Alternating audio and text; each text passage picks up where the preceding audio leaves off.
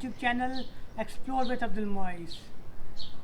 आज का मेरा टॉपिक है सोलर सिस्टम। आज मैं सोलर सिस्टम पे बात करूँगा, आपको एक डिटेल्ड एनालिसिस दूंगा कि सोलर सिस्टम के क्या बेनिफिट्स हैं, सोलर सिस्टम काम कैसे करता है, इसका आउटपुट क्या होता है, और सारा आपको मैं कॉस्ट एनालिसिस दूंगा कि इसका क्या कॉस्ट आता है।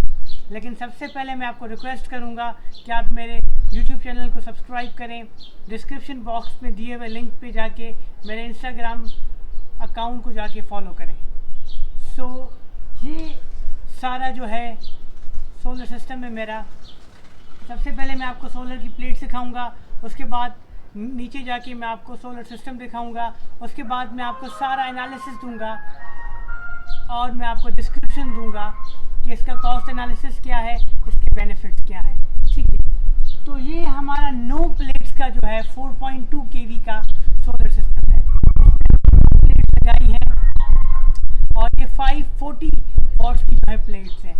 पहले 330 वॉट्स की प्लेट्स आती थी, लेकिन अब जो है जैसे जैसे हम अपग्रेड होते जा रहे हैं अब हमारे पास 540 वॉट्स की प्लेट्स हैं। इसमें क्या है, क्योंकि ये बड़ी प्लेट्स हैं तो ये ज़्यादा सन रेज़ कैप्चर करती हैं, तो ज़्यादा पावर जो है, एफिशिएंट पावर जो है, ज़्यादा पावर मीन्स कि ज़्यादा एफिशिएंट पावर जो है वो कैप्चर होता है। ये जो है, अगर मैं आपको दिखा सकूं, ये मेरी 9 प्लेट्स हैं जिनमें हम 4.2 जो है kV का पावर जनरेट करते हैं। ठीक है, और इसमें डायरेक्शन बहुत इम्पॉर्टेंट है कि आप किस डायरेक्शन में अपना सिस्टम लगाते हैं। और ये आप अपने कंपास पे देख सकते हैं, जो आपका सोलर इंस्टॉलर है, अगर वो एक्सपीरियंस्ड है, आप अगर एक एक्सपीरियंस बंदे से सोलर सिस्टम लगवाएं तो वो कंपास पे चेक करके आपकी डायरेक्शन में लगा सकता है। ठीक है, डायरेक्शन मैटर्स द मोस्ट।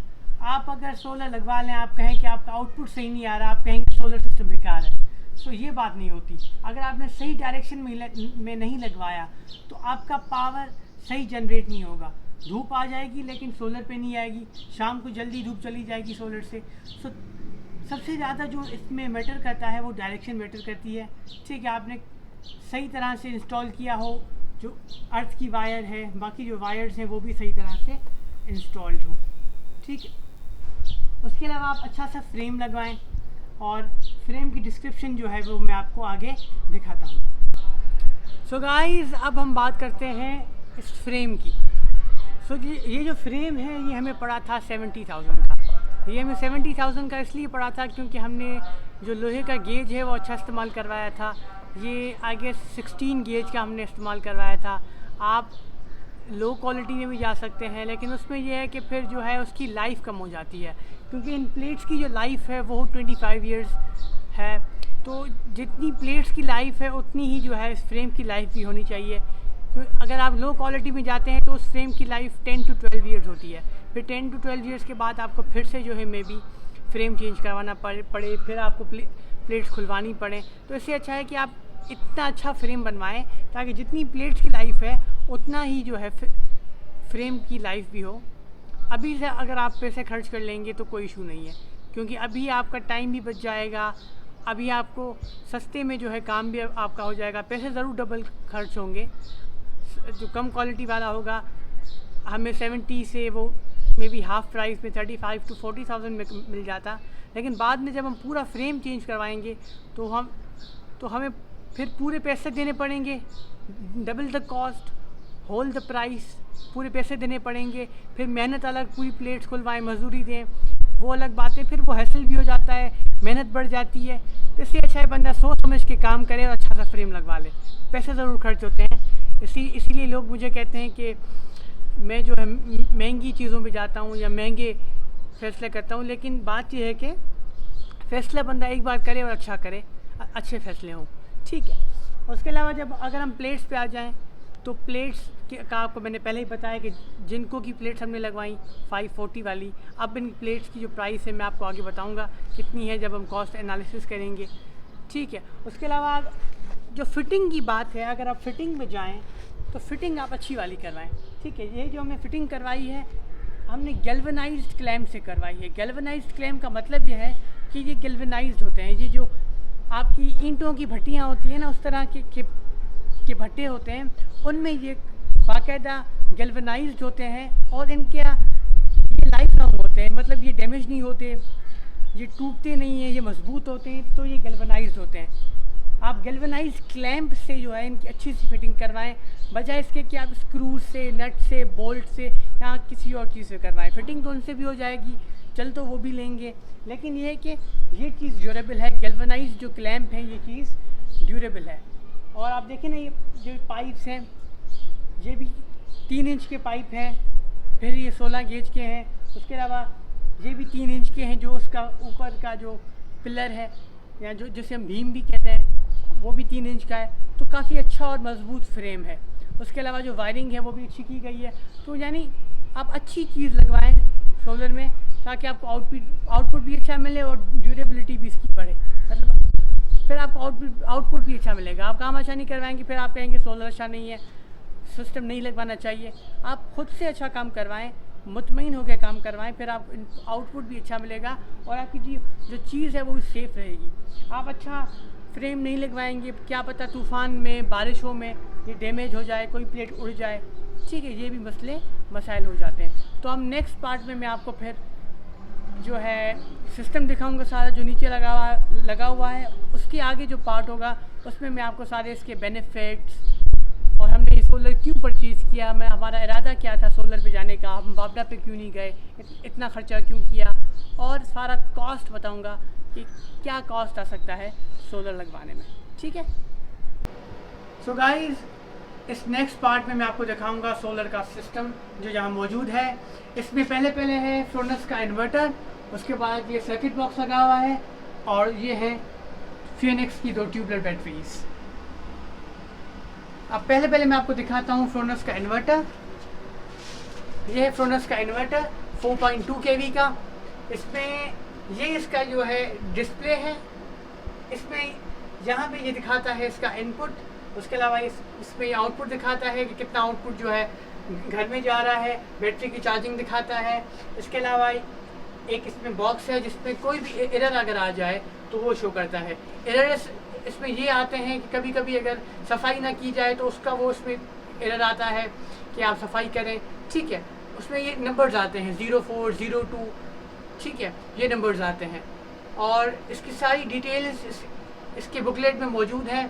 आप वहाँ से चेक कर सकते हैं कि 04 एरर किस चीज़ का है, 02 किस चीज़ का है, वो सारे बुकलेट में मौजूद हैं, ठीक है। अब सफाई इसकी इन्वर्टर की कैसे होती है, वो होती है यहाँ फ़िल्टर मौजूद है, ये फ़िल्टर है, इसी तरफ उस साइड भी फ़िल्टर मौजूद है, यहाँ 2 फैंस हैं, इनकी आपको सफाई करनी होती है, ठीक है। दिस इज़ मस्ट, आपको एवरी 15 डेज़ इसकी क्लीनिंग करनी चाहिए, ठीक है। यहाँ आपको एक और चीज़ भी शो करेगा, अगर ये सोलर से कनेक्टेड है तो सोलर पैनल शो करेगा, अगर ये वापडा से कनेक्टेड है तो ये वापडा का शो करेगा। So this is all the details जो है यहाँ पे मौजूद है। उसके अलावा ये है सर्किट बॉक्स। सर्किट बॉक्स में सोलर की तरफ आप इसको टर्न कर सकते हैं ब्रेकर को, फिर आप वापडा की तरफ टर्न कर सकते हैं। वापडा की तरफ इसको टर्न करना ही नहीं होता, ये हमेशा सोलर की तरफ रहता है।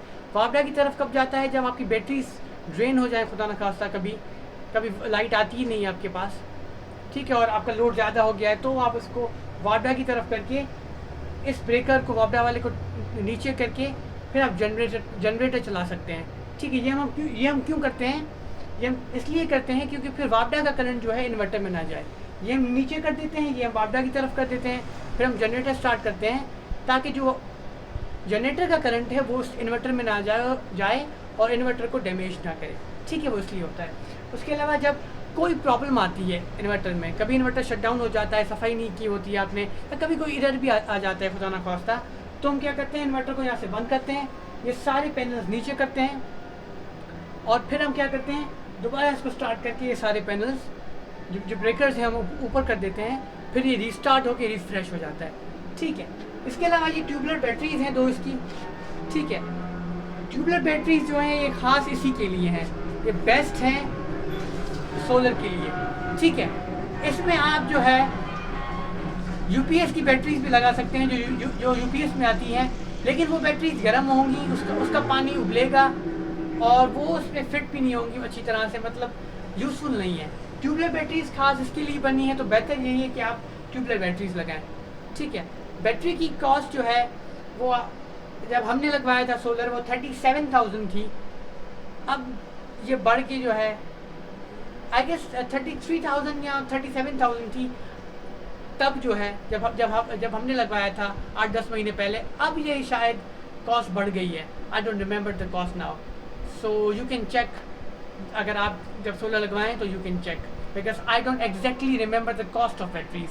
आई डू रिमेंबर अदर कॉस्ट, जो बाकी की कॉस्ट हैं वो मुझे याद हैं, वो मैं आपको नेक्स्ट पार्ट में मैं बताऊंगा अभी, लेकिन बैटरी की कॉस्ट मुझे याद नहीं है अभी। ठीक है, इसमें ये यहाँ से आप पानी डाल सकते हैं, इसमें ये सारी गेज हैं, एक्चुअल गेज के मुताबिक आपको इसमें पानी डालना है। तो ये सारा सिस्टम है इसका, और ये मेन ब्रेकर है, ये अगर आप बंद करेंगे तो सारा सिस्टम बंद हो जाएगा और घर में करंट आपका नहीं जाएगा। ठीक है, सो गाइस इस पार्ट में हम बात करते हैं कि सोलर लगवाने का हमारा मकसद क्या था। पाकिस्तान के हालात तो आपको बताइए, और जिस इलाके में हैदराबाद में हम रहते हैं, यहाँ लोड शेडिंग का सबसे बड़ा मसला, बार बार लाइट जाना, दिन में लाइट जाना। ठीक है, जब लाइट जाती है तो उसके बाद दिन में गर्मी बहुत होती है। उसके अलावा गर्मियों में ट्रांसफार्मर जो है बहुत बार फटते हैं हमारे पास। ठीक है, और जब ट्रांसफार्मर फटते हैं तो ट्रांसफार्मर रिपेयर भी नहीं होते। ठीक है, कई दिन जो है ट्रांसफार्मर ले जाते हैं, कई दिन ट्रांसफार्मर पड़े रहते हैं, और ट्रांसफार्मर रिपेयर करने जो है वापडा वाले आते भी नहीं हैं। तो ये सबसे बड़े मसले थे जिसकी वजह से हम बहुत परेशान थे, और कई दफ़ा हमने सोचा, फिर मैंने खुद ने काफ़ी रिसर्च की, इंटरनेट पे रिसर्च की, जो सोलर इंस्टॉलर्स थे उनसे पूछा मैंने, और जो काफ़ी सोलर के जो इन्वर्टर्स थे, काफ़ी सोलर की प्लेट्स थी, उन पे रिसर्च की कि कौन सी बेहतर रहेंगी, कौन सी अफोर्डेबल है, फिर जाके फैसला हुआ। तो ये सबसे बड़ा जो है रीज़न था मेरा और फैमिली का कि हम सोलर की तरफ जाएं, क्योंकि फैमिली बहुत परेशान थी। ठीक है, तो हमने जो मैंने आपको पहले बताया, पहले पार्ट में फ्रोनस का हमने इन्वर्टर लिया 4.2 का, अब अपग्रेड हो गया है, वो 5 पे चला गया है। ठीक है, और उसके अलावा हमने जिनको की प्लेट्स लगवाई। अब इस इन्वर्टर पे जो है सोलर के 4.2 पे जो अब 5 पे हो गया है, काफ़ी अच्छी बात है कि अब वो 5 पे चला गया है। अगर आप चाहें तो आप फुली 5 पे ना जाएं, आप जो है कम प्लेट्स लगवाएं, और बाद में जब आप के पास अगर अफोर्डेबिलिटी हो तो आप प्लेट्स बढ़ा भी सकते हैं। ठीक है, तो अब अगर हम बात करें 4.2 की, जो हमारे पास 4.2 है, हम अगर उसकी बात करें जो अपग्रेडेड सिस्टम है 5 वाला, अगर आप उस पर 4.2 का जो है प्लेट्स लगवाएं और उसी पे अगर आप सिस्टम चलाएं तो आप क्या क्या चला सकते हैं। ठीक है, जो हम भी चला रहे हैं, इस पर जो हम चलाते हैं वो है 1.5 टन की एक AC चलाते हैं हम। ठीक है, पानी की मोटर चलती है हमारी, वॉशिंग मशीन, फ्रिज। ठीक है, उसके अलावा हमारे ओवन चलते हैं, क्योंकि I am a cook, I do cooking a lot, pizzas, pastas, many more things, जो है बेकिंग बहुत होती है, तो आई यूज़ ओवन्स। ठीक है, ओवन चलते हैं हमारे पास, और इसके अलावा फैंस आप चला सकते हैं 5, 6, 7, जो भी आपके फैंस हैं आप चलाएं घर में। ठीक है, और इसके अलावा जो भी आपकी यूटिलिटीज़ हैं डेली रूटीन की, आप वो चला सकते हैं। फैंस का आपको मैं बता दूं, अगर आपके पास AC/DC फैंस हैं तो वो काफ़ी बेहतर रहते हैं, क्योंकि मैंने खुद ने कैलकुलेशन की है, इस पर रिसर्च की है, और मैंने खुद घर में ये एक्सपेरिमेंट भी करके देखा कि जो आपका नॉर्मल फ़ैन है वो 90 वाट्स जो होते हैं उस तक जाता है, लेकिन जो AC/DC फ़ैन है इट ओनली टेक्स 30 वाट्स, तो आपके 60 वाट्स जो है वो सेव होते हैं, और ये फिर आपका बैटरी का जो है वो ड्यूरेशन बढ़ाता है। जब आपकी लोड शेडिंग हो या जब आपका जो पावर ब्रेकडाउन हो तो उसमें फिर आपको फ़ायदा होता है। So you should go for AC/DC fans. ठीक है, वो आपको एक तो उनकी जो हवा है वो भी अच्छी होती है। ठीक है, वो आपकी इलेक्ट्रिसिटी भी बचाते हैं, एंड दे आर ड्यूरेबल। ठीक है, उसके अलावा अगर आप 1.5 टन का AC ना चलाएं तो 4.2 के सिस्टम पे आप 2 टन के AC भी चला सकते हैं।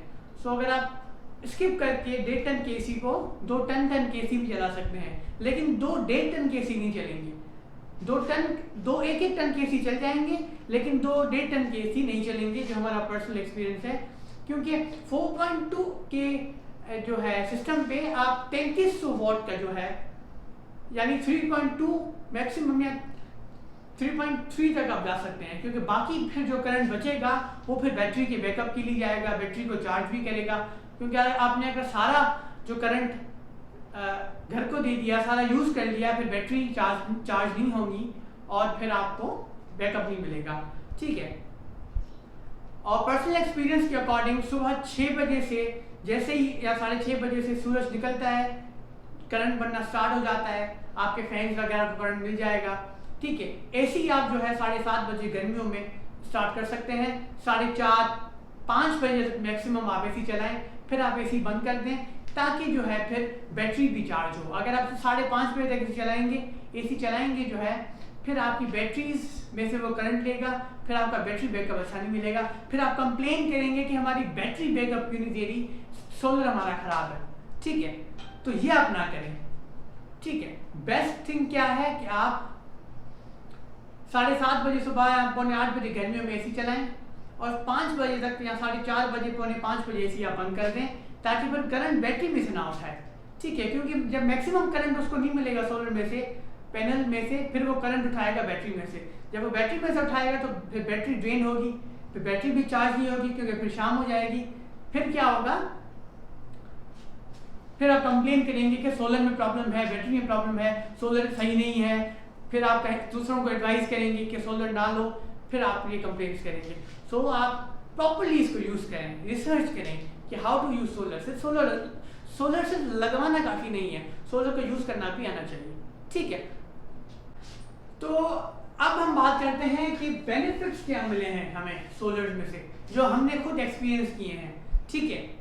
ये पर्सनल एक्सपीरियंसेस हैं, ये चेंज हो सकते हैं, आपके कुछ और बेनिफिट्स होंगे जो आपको सोलर में से मिले होंगे, लेकिन जो पर्सनल जो हैं बेनिफिट्स हैं वो है बिल रिडक्शन। बिल रिडक्शन जो है वो वेरी करती है, आपको 70 to 80% भी बिल की कमी महसूस होगी, आपको कभी कभी 30% भी होगी। क्योंकि बीच में हम हैरान भी हो गए थे कि हमें बिल रिडक्शन प्रॉपर्ली नहीं मिली, तो फिर हमने इंस्टॉलर से पूछा ये क्यों हो रहा है, तो उसने कहा सर्दियों में क्या है कि नमी होती है, ठीक है, प्रॉपर्ली धूप भी नहीं निकलती है, तो फिर जो प्रोडक्शन है वो कम होती है। ठीक है। तो इस वजह से आपका बिल जो है वो ज़्यादा आ सकता है, तो क्योंकि फिर वो आपका सिस्टम जो है ज़्यादा उठाएगा वावडा में से कभी कभी। ठीक है। क्योंकि फिर गीजर्स भी होते हैं इलेक्ट्रिक और ये वो, तो कभी कभी ऐसा भी होता है। ठीक है। लेकिन मोस्टली गर्मियों में क्योंकि फुल कैपेसिटी भी आपका सिस्टम चल रहा होता है, तो बिल आपका प्रॉपर्ली रिड्यूस होगा और आपका बिल कम आएगा। ठीक है। अगर आप महीने में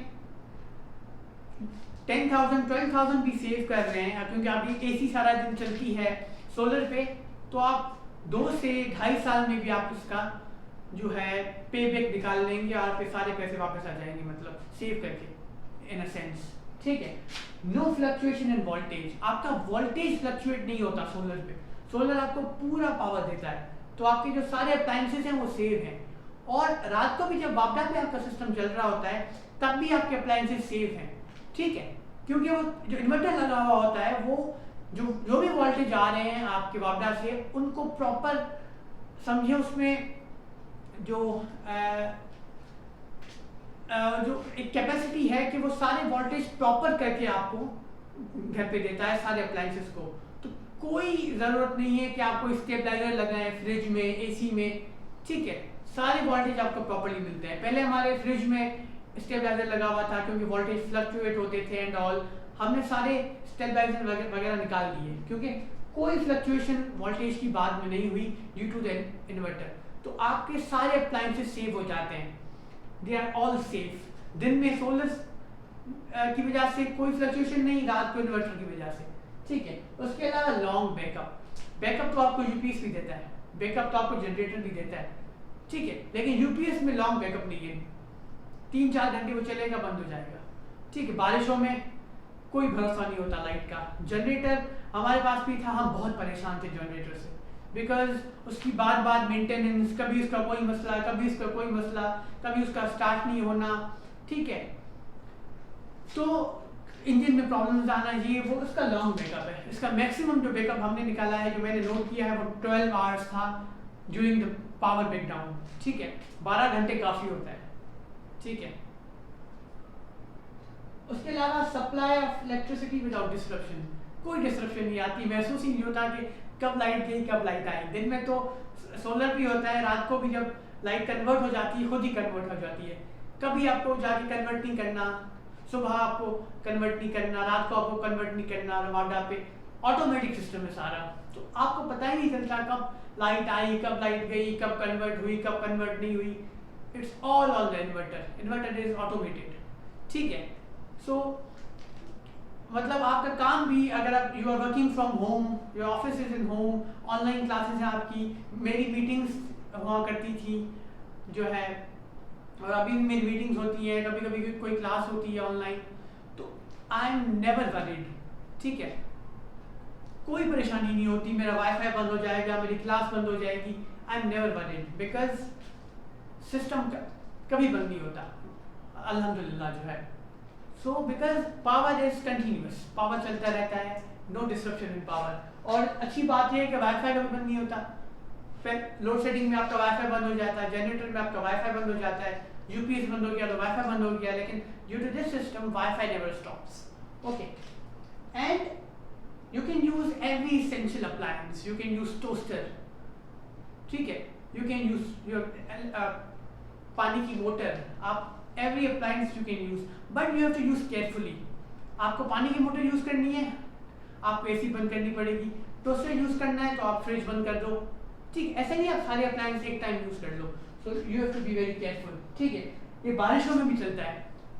अच्छी बात यह है कि जब मॉनसून सीजन था तो मैंने नोट किया कि बारिशों में भी ये चल रहा था, पावर इतना था कि हम फ्रिज चला सकें, हम पंखे चला सकें, हम बल्ब चला सकें, इतना पावर था कि बस ये चीज़ें चल सकें। और जब फ्रिज चले इससे अच्छी क्या बात होगी, क्योंकि फ्रिज चीज़ एसेंशियल आइटम होता है ड्यूरिंग मॉनसून सीजन, जब आपकी लाइट चली जाए, क्योंकि लाइट का पता ही नहीं होता फिर ना। तो जब 700 वॉट्स आ रहे हैं और आपका फ्रिज चल रहा है, दैट्स इनफ। तो बारिशों में भी ये काम कर रहा होता है, so that's a good thing, ठीक है। बारिशों में चलता रहे सुबह से शाम तक, आपकी बैटरीज चार्ज हो रही हैं, आपका फ्रिज भी चल रहा है, ठीक है, तो it continues, so that's very good thing. उसके अलावा why not to install solar system, ये भी हमें डिस्कस करना चाहिए ना, क्यों ना हम ले सोलर। अब क्यों ना लें, इसका मैं आपको क्लियरली नहीं बता सकता, because there is no reason जो अभी तक मुझे मिला हो, ठीक है। आजकल जो एक थियरी चल रही है कि सोलर सिस्टम की वजह से जो है ग्लोबल वार्मिंग बढ़ रही है, सोलर सिस्टम जो है रेस खींच रहा है, ग्लोबल वार्मिंग इंक्रीज कर रहा है, दैट्स अ थियरी, अभी तक ये प्रूव नहीं हुआ कुछ, but people are discussing it, ठीक है। हर जो भी नई चीज़ आती है ना, उसके इर्द गिर्द जो है फिर बातें बनती हैं, थियरीज आती हैं, but we nobody has still rested on a conclusion, कोई कंक्लूजन नहीं आया। तो आप इस पर रिसर्च करें, आपको समझ आए ना आए आप देख लें, ठीक है। उसके अलावा जो भी आप चीज़ लें ना, ये इस पर आपको मैं यही कहूँगा कि आप सोलर क्यों ना लें, इस पर आप खुद रिसर्च करें, आपको समझ में आए, आप अच्छी बातें देखें, बुरी बातें देखें, आपको समझ में आए आप देखें, इंस्टॉल करवाएं, नहीं समझ में आप ना इंस्टॉल करें। बस एक बात इस पर मैं आपको कहूँगा, आप उन लोगों से कांटेक्ट ना करें जिन्होंने 3-4 साल या 2 साल 3 साल मैक्सिमम पहले सोलर लगवाया था, ठीक है,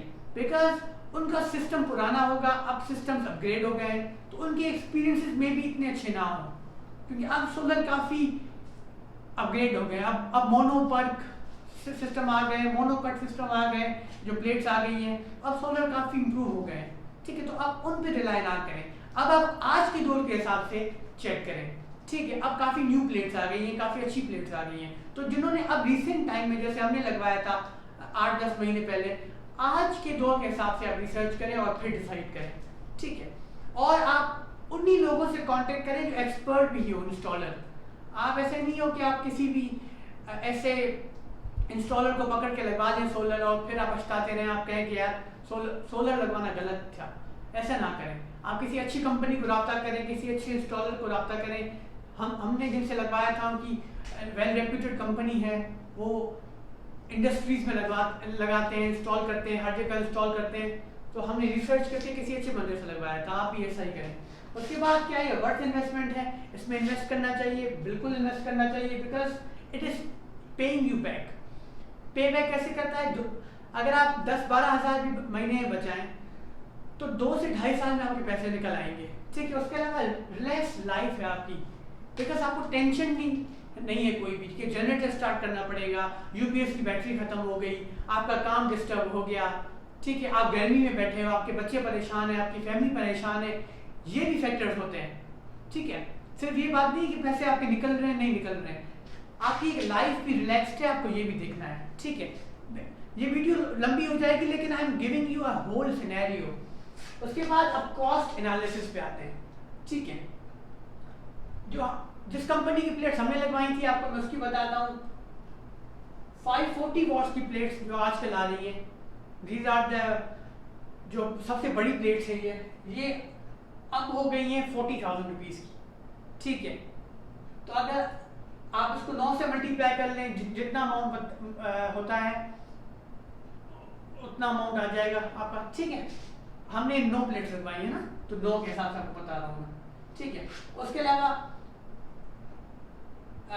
फ्रोनस का जो इन्वर्टर है ये तकरीबन आपको आज के डेट में मिलेगा 80,000 का, मैंने 2000 लिख लिया गलती से, ये आपको मिलेगा अराउंड 80,000। जो हमने लगवाया है अराउंड 80,000, जब हमने लगवाया था 69,000 का था, अब 80,000 का हो गया है। इसमें 2-3 फैक्टर्स हैं, क्योंकि जब हमने लगवाया था ये 4.2 का था, अब ये अपग्रेड हो गया है, मतलब है 4.2 लेकिन इसमें कैपेसिटी जो है अब 5 की है, मतलब अब ये 5.2 किलोवाट जो है वो केवी जो है वो सपोर्ट करेगा। So that's a good thing because you can increase the plates when you need more power, that's a good thing. उसके अलावा जो ब्रेकर बॉक्स है, जो सर्किट बॉक्स है, वो आपको 15,000 का मिलेगा।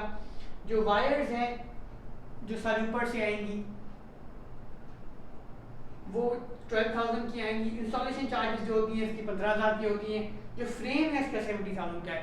फ्रेम आपको 30-35 हज़ार में मिल जाएगा, लेकिन जो हमने लगवाया था वो अच्छी क्वालिटी का था।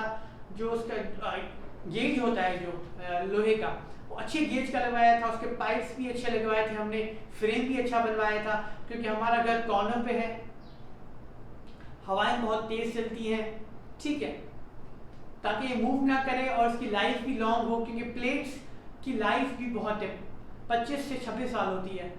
तो जब जितनी प्लेट्स की लाइफ है उतनी ही लोहे की लाइफ हो, ठीक है, ताकि 10-12 साल में ही लोहा खत्म ना हो जाए, 8 साल में लोहा खत्म ना हो जाए बारिश में और धूप में, ताकि लोहा भी लाइफ लॉन्ग चले। तो हमने अच्छे गेज का लोहा लगवाया, अच्छी क्वालिटी का लगवाया, ताकि ये भी लाइफ लॉन्ग चले, ठीक है।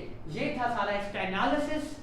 इसके अलावा भी आपको कोई क्वेश्चन हो सोलर के बारे में, आपको कुछ भी पूछना हो, you can drop your questions in the comment box or you can message me on my Instagram. I'll answer you. It was all my personal experience because जो भी new product होता है, जो भी new experience होता है, I do research on my own and then we adopt that thing जो है, उसके बाद ही हम decision लेते हैं। So this was all about it, and kindly subscribe my channel, like the video, share with your friends, share with those who wants to install the system, and Allah Hafiz.